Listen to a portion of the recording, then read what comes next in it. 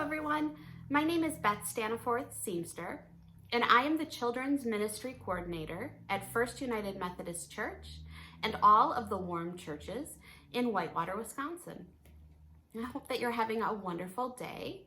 I am coming to you with my Sunday children's message, and it is the first Sunday of Advent. It is the week that we celebrate hope, so we're going to talk about that in a few minutes. But first, let's start how we always do. We'll check in with one another. I'm going to say that it's kind of a thumbs in the middle time for me right now. We had Thanksgiving this week. I hope you had a wonderful Thanksgiving with your family. But I'll be honest in saying it felt really strange for me this year. It was just my husband and my children and our dog, Theo.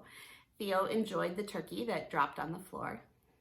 But normally, Thanksgiving is an event where either we go to North Carolina to my husband's family, or we are with my family. And so we're used to having 15 to 25 people together for Thanksgiving.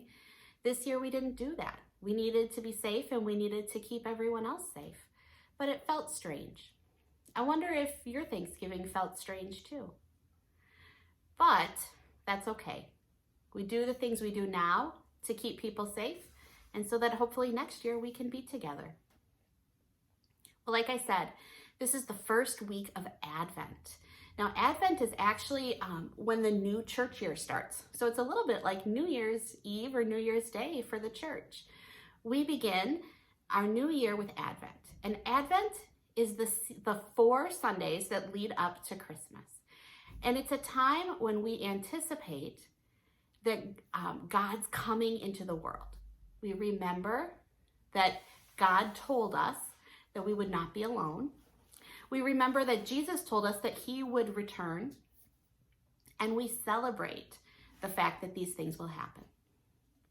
Now, we celebrate in a way that's a little different. Advent is a season, it's called joyful anticipation.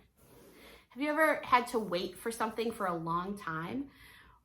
Was it joyful to have to wait? Right now, we're in a kind of a extended waiting period as we deal with COVID-19 and we wait for a vaccine and we wait for our lives to go back to normal, whatever normal is going to look like. It'll look different because we've been changed. But we wait, and we do so with hope. And Advent is the same thing. And our hope is not just a wish, like a penny that we throw in a wishing well. Our hope is rooted in our belief in God and our trust that in God's promises for us. So this week, I invite you to think about the things in your life that you're hoping for and how you are working to make those hopes a reality. Because what we know is that we are hoping and joyfully anticipating God's kingdom, the time when God will come and dwell among us. But that doesn't mean that in the meantime, we shouldn't be working to bring about God's kingdom. And what does that look like? Well, we know that in God's kingdom, all are equal, all are loved. We know in God's kingdom that everyone has enough, maybe not more than they need, but enough. So we're talking about people having a place to live and enough to eat and feelings of safety.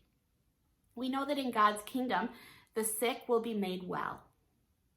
So when we think about that and we think about our upcoming week, we ask ourselves, how can we help to bring about God's kingdom on earth? And maybe the answer is we stay home and wear a mask, because that is helping to keep people from getting sick. It's helping to stop spread illness. We share what we have. We give away. And maybe it's also about connection, reminding people who might feel lonely or forgotten that we love them and that God loves them. So whatever your week looks like, I invite you to find a way to bring about God's kingdom this week, however small that action might be. Know that it makes a difference and that you are living the theme of hope. With that, I wish you blessings, and I hope that you have a wonderful, wonderful week. Okay.